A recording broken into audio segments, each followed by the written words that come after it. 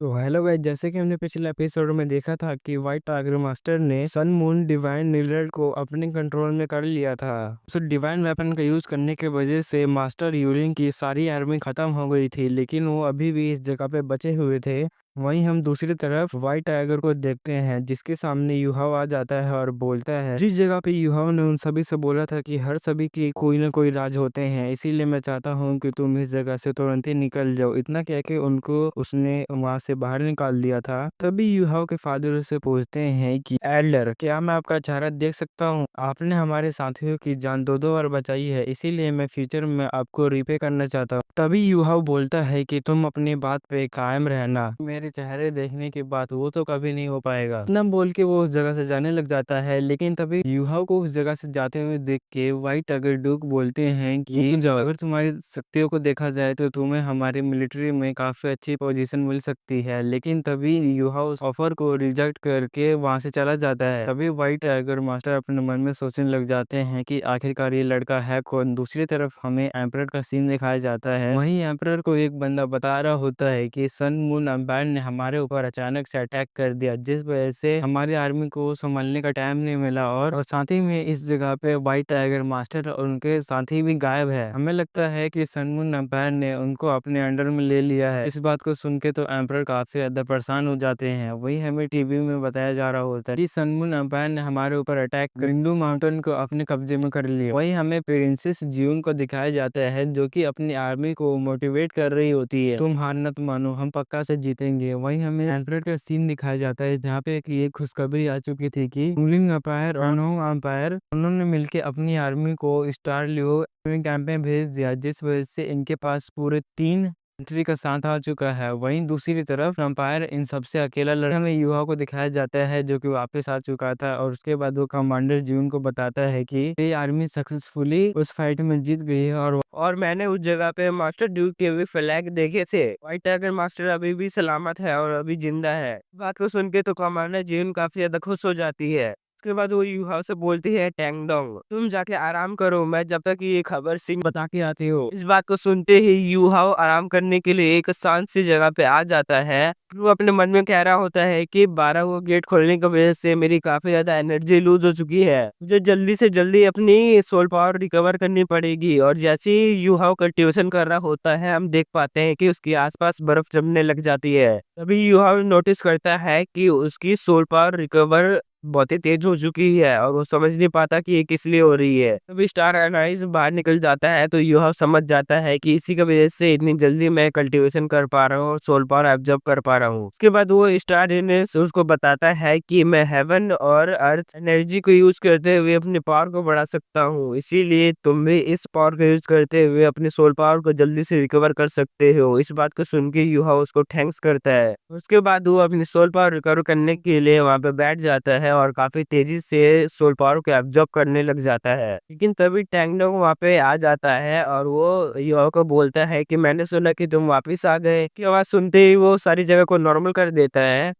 तभी हम देख पाते हैं कि जब डाल याली अंदर आता है, तो वो काफी ज्यादा गुस्से में था और बोलता है कि हमारे नॉर्थ वेस्ट कैंप में पूरे 70,000 आदमी मारे गए, 25 से 30 हजार सोल्जर्स तो काफी ज्यादा बुरी तरीके से घायल है। इस बात को सुन के तो युवा भी काफी ज्यादा परेशान हो चुका था। तभी डाउलियाली बोलता है कि सनमुन के सरप्राइज अटैक के कारण पूरे 1 लाख सोल्जर्स को खो दिया, और मैं इन सभी के लिए कुछ भी नहीं कर पाया। आखिरकार मैं इतना ज्यादा कमजोर क्यों हूँ? क्योंकि युहाव मेन कैरेक्टर है। उसके बाद युहाव खड़े होते हुए उससे पूछता है कि आखिरकार व्हाइट टाइगर मास्टर ने इसके बदले क्या रिस्पॉन्स दिया। फिर डाउलियाली युहाव को बताता है कि मेरे फादर वापिस से यानमिंग सिटी के स्टेशन में पहुंच चुके हैं। उस जगह से उन्होंने मदद मंगाई और बाकी के दोनों अंपायर्स के सोल्जर्स भी इस जगह पे आ चुके हैं। लेकिन दुख की बात तो ये है कि फ्रंट लाइन पूरे तरीके से क्लोज हो चुका है, जिस वजह से हम सनमुन एम्पायर की कोई भी जानकारी नहीं प्राप्त कर सकते।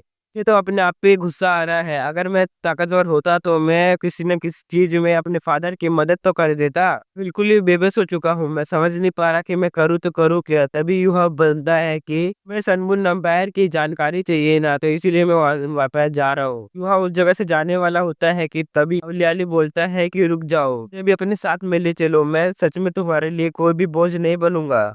बात को सुन के तो यूहा भी मान गया था और बोलता है कि जाने से पहले मैं तुम्हें एक सीक्रेट बताना चाहता हूँ, लेकिन तुम्हें ये सीक्रेट ना ही अपने फादर और ना ही जिन को ये चीज बता सकते हो। इस बात को सुनकर डाउलियाली काफी ज्यादा हैरान हो चुका था और पूछता है कि आखिरकार तुम किस सीक्रेट की बात कर रहे हो। टांगडोंग, तुम्हें तो मेरे फादर ने भेजा है ना, तो तुम क्यों चाहते हो कि मैं अपने फादर और से ये सीक्रेट छुपाऊं। डालियाली के मन में काफी ज्यादा सवाल चल रहे थे, लेकिन तभी यूहा उसे बोलता है कि वादा करो कि तुम्हें किसी को नहीं बताओगे। इस बात को सुन के डालियाली भी उस जगह पे कसम खा लेता है। फिर वो बोलता है कि मैं तुमसे वादा करता हूँ कि जो भी तुम मुझे बताओगे वो मैं किसी भी बंदे को नहीं बताऊंगा। इस बात को सुन के तो युवा भी काफी ज्यादा खुश हो गया था और उसके बाद वो अपने पावर को उस जगह पे इनलीस करने लग जाता है और बोलता है कि ये है मेरी असली पावर। तभी डाउलियाली बोलता है कि ब्रदर, तुम तो इस रूप में काफी ज्यादा हैंडसम लग रहे हो, लेकिन मुझसे तुम्हें काफी ज्यादा डर भी लग रहा है। तुम आखिरकार हो कौन। तभी युवा बोलता है कि शांत हो जाओ, मेरा असली नाम हुआ युहा है और ये टैंगडोंग है वो मेरी लवर का नाम है। के बाद युवा उसको अपनी पावर को दिखाने के बाद बोलता है कि बैठ जाओ और उसके बाद वो अपने पावर का यूज करते हुए किसी चीज को मिक्स करने लग जाता है। तीनों चीजों को मर्ज होते हुए देख के डाउलियाली पूछता है कि आखिर तुम करना क्या चाहते हो, ये तो ब्लड को चेक करने के लिए होता है। वह उसकी बात तो सुन रहा था, लेकिन वो उसका कोई भी रिप्लाई नहीं देता और वो अपने कट लगा के एक ड्रॉप ब्लड उस बबल में डाल देता है। वह बोलता है कि तुम अपने हाथ में एक कट लगा के इसमें एक अपना ड्रॉप डाल दो। उसके बाद डाउलियाली बोलता है कि मजाक करना बंद कर दो, हम दोनों ब्लड रिलेटेड कैसे हो सकते हैं। दोनों का तो दूर दूर तक कोई भी संबंध दिखाई नहीं दे रहा, लेकिन युवा उसकी नहीं सुनता और उसके बाद वो उसके हाथ में एक कट लगा देता है और उसका एक ब्लड ड्रॉप उस बबल में डाल देता है। के बाद वो दोनों ब्लड ड्रॉप घूमते घूमते एक में मर्ज हो जाते हैं और इस चीज को देख के डाउलियाली काफी ज्यादा हैरान हो जाता है और पूछता है कि आखिरकार ये कैसे हो सकता है, हम दोनों ब्लड रिलेटेड कैसे हो सकते हैं। व्यूहा उसे बताता है कि हम दोनों भाई है, मैं तुमसे 1 साल पहले पैदा हुआ था। दोनों का बाप तो एक ही है, लेकिन हमारी मॉम्स अलग अलग है। मेरी मॉम का नाम हुआ जूनियर है, तुम्हें शायद याद होगा। मैं छोटा था तो मैं भी ड्यूक के मेंशन में रहता था। हम दोनों बचपन में एक बार मिल भी चुके हैं। तुम्हारी मॉम मेरी मॉम का काफी अच्छे से ख्याल रखती थी। मेरी मॉम मरते मरते भी तुम्हारी मॉम के अच्छाइयों को नहीं भूल पाई। वो तुम्हारी मॉम का बहुत ही ज्यादा थैंकफुल थी। सभी बातों को सुन के बोलता है, मैं समझ गया, तुम आंट यूनिर के बेटे हो। मुझे सब कुछ धीरे धीरे समझ में आ रहा है। लेकिन तभी यह बताता है कि मेरी मॉम काफी ज्यादा बीमार हो चुकी थी और उनको बहुत ही ज्यादा खतरनाक बीमारी थी और वो बीमारी ठीक नहीं होने वाली थी, जिस वजह से एंड में मेरी मॉम मर गई। लेकिन मैंने अपनी मॉम की कॉफिन के सामने एक कसम खाई थी कि व्हाइट टाइगर में असल में जो भी है मैं उन सभी से बदला लूंगा। एक दिन मैं इतना ज्यादा पावरफुल हो जाऊंगा कि मैं तुम्हारे फादर से सब कुछ छीन लूंगा। बेशक इन सभी चीजों में तुम और तुम्हारी मॉम शामिल नहीं हो, क्योंकि मेरी तुम दोनों से कोई भी दुश्मनी नहीं है। उल्टा मैं तो तुमसे बहुत ही ज्यादा एहसानमंद हूँ। फिर डाउलियाली बोलता है कि इसका मतलब तुम मेरे फादर से सब कुछ छीन लोगे। तभी युवा बोलते हैं, हाँ मैं सब कुछ छीन लूंगा, लेकिन इस समय हमारा एम्पायर काफी ज्यादा खतरे में है, इसीलिए मैं इन सभी मैटर को सॉल्व करने के बाद ड्यूक मैंशन में जाके अपना सारा हिसाब चुकता करूंगा। इस बात को सुनने के बाद डाउलियाली बोलता है कि बड़े भाई मुझे माफ कर देना, लेकिन मैं तुम्हारे इस बदले में कोई भी मदद नहीं कर सकता। भी हुआ बोलता है, हाँ मुझे पता है कि तुम मेरी कोई भी हेल्प नहीं करोगे और तुम्हारी हेल्प मुझे चाहिए भी नहीं। मैंने तो तुम्हें इसलिए ये सब बताया कि तुम्हें पता चल सके कि हम दोनों के बीच में क्या रिश्ता है। तुम मेरी बातों को यकीन कर सकते हो। अगर तुम मेरी बातों को मानोगे तो मैं तुम्हें बहुत ही कम समय में बहुत ही ज्यादा पावरफुल बना दूंगा। इस बात को सुनते ही डाउलियाली युहा के गले लग जाता है और युहा बोलता है कि हमारे पास अभी इस टाइम नहीं है, इसीलिए हमें जल्दी से जल्दी इस जगह से निकलना होगा। अभी डाउलियाली बोलते हैं, ठीक है बिग ब्रदर, मैं जल्दी से जाके 2 घोड़े को लेके आता हूँ। अभी डाउलियाली के ऊपर हाथ रखते हुए बोलता है युहा कि हमें घोड़े लेने की कोई भी जरूरत नहीं है। तभी डाउलियाली बोलता है कि फिर हम वहां पे जाएंगे कैसे। तभी युहा उसे बताता है उड़ के। उसके बाद हम नेक्स्ट सीन में युहा और डाउलियाली को देखते हैं जो कि हवा में होते हैं और डाउलियाली पहली बार हवा में उड़ रहा था तो उसे काफी ज्यादा अच्छा भी लग रहा था और बोल रहा था कि यहाँ पे तो काफी ज्यादा ठंड है। वो बोलते हैं कि आखिरकार मैं समझ नहीं पा रहा कि तुम ऐसे कैसे उड़ सकते हो और आखिरकार तुम्हारा लेवल क्या है। युहा उसे बताता है कि मैं तो अभी सोल सेंट लेवल पे हूँ। इस बात को सुन के डाउलियाली काफी ज्यादा हैरान हो जाता है। अभी डाउलियाली बोलता है कि ऐसे कैसे हो सकता है, आप इतने ज्यादा पावरफुल कैसे हो सकते हो, आप तो बस मेरे से 1 साल ही बड़े थे ना। लेकिन मैं अभी भी 3 सोल रिंग के भरोसे अभी 30 लेवल पे ही हूँ। युवा बोलता है कि क्योंकि मैं एक मॉन्स्टर हूँ ना। उसके बाद वो दोनों भाई हवा में काफ़ी ज़्यादा ऊपर आ जाते हैं और वो एक जगह रुक जाते हैं और युवा बताता है कि ये एक सैटेलाइट है और ये काफ़ी ज़्यादा ऊँचाई पे रखी जाती है जिससे कि टाइटल डोलो लेवल का वॉरियर भी इसको डिटेक्ट ना कर पाए। इसी वेपन का यूज़ करते हुए वो सन मून एम्पायर वाले हमसे ज़्यादा आगे रहते हैं। बात को सुनकर डाउलियाली बोलता है इस बात को तो हमें अपनी आर्मी को बता देना चाहिए। तभी युवा उसे बताता है कि नहीं, हम ये किसी को भी नहीं बताएंगे, तुम टेंशन क्यों ले रहे हो। इतना बोल के वो अपने पास से एक स्पेस पॉकेट को बाहर निकाल लेता है और उन सभी को एग्जामिन कर लेता है और साथ ही में उन सभी को उसके अंदर भी डाल देता है और उसके बाद डाउलियाली बोलता है ये तो काफ़ी ज़्यादा अच्छा है, इसने तो सभी को अपने अंदर एब्जॉर्ब कर लिया। ये अपने पास आपने क्यों रख लिए? तभी युवा उसे बताता है कि जिससे कि मैं इन सभी को रिसर्च करके इनको खुद ही बना सकूँ। तब बोल के वो डाउलियाली को उठा के वहाँ से आगे जाने लग जाता है। तभी युवा डाउलियाली से बोलता है अच्छा, तुम्हें रास्ते में ठंड लग रही थी ना, इसीलिए मैं तुम्हें गर्मी देने का मैं फील कराता हूँ। इतना बोल के उसने उसको छोड़ दिया था और वो नीचे गिरने लग गया था। लेकिन हम देख पाते हैं कि डाउलियाली जैसे नीचे गिर रहा था वैसे ही उसके बालों के रंग भी बदल गए थे और उसकी मार्शल सोल भी अपने आप पे एक्टिवेट हो जाती है। घबराहट के मारे वो तो काफ़ी ज़्यादा डर चुका था और वो ज़ोर-ज़ोर से बोल रहा था help me, help me, help me और उसको पसीने भी आ रहे थे। लेकिन तभी उस जगह पे युवा आ जाता है और उसको पकड़ लेता है। तभी डाउलियाली बोलता है कि आखिरकार तुम कर क्या रहे थे? आखिरकार तुमने मुझे अभी इस समय जान से मार ही दिया था। बोलता है ये बिल्कुल भी फ़नी नहीं था। तभी युवा उसे बोलता है कि तुम अपने बालों की तरफ देखो। तुम्हारे व्हाइट टाइगर और रेड टाइगर मास्टर सोल एक आपस में फ्यूज़ हो रही है। और ये प्रोसेस जैसे ही पूरा हो जाएगा वैसे ही तुम ब्लड टाइगर को अवेक कर लोगे। उसके बाद युवा ये काम काफ़ी ज़्यादा बार करता है, उसको बार-बार नीचे फेंक देता है, वापस करता है, नीचे फेंक देता है और वापस पकड़ लेता है। टाउलियाली बोलता है कि अब तो मुझे शक होने लग गया है कि तुम मेरे भाई भी हो कि नहीं? तुम मुझे जान से मारना चाहते हो, कम से कम ये तो बता दिया करो कि तुम कब मुझे छोड़ोगे और कब पकड़ोगे। बात को सुन के युवा बोलता है कि अगर मैं तुम्हें पहले ही बता दूँगा तो मुझे मज़ा कैसे आएगा? इतना कहकर उसने वापस से उसको नीचे छोड़ दिया था और ये रिपीट करते ही रहते हैं और साथ ही में वो ये सब मज़े करते-करते मिंगडू माउंटेन में भी पहुँच जाते हैं। अब लियाली उस जगह पे अपने सोल्जर्स की लाशों को देख रहा होता है और साथ ही में सलमान अंपायर ने वहाँ पे एक बड़ा-सा फोर्ट्रेस भी बना दिया था। फिर डालियाली युवाओं से पूछता है कि इनके पास डिफेंसिव बैरियर तो काफ़ी ज़्यादा है, लेकिन इनके पास सोल इंजीनियर्स कितने सारे होंगे?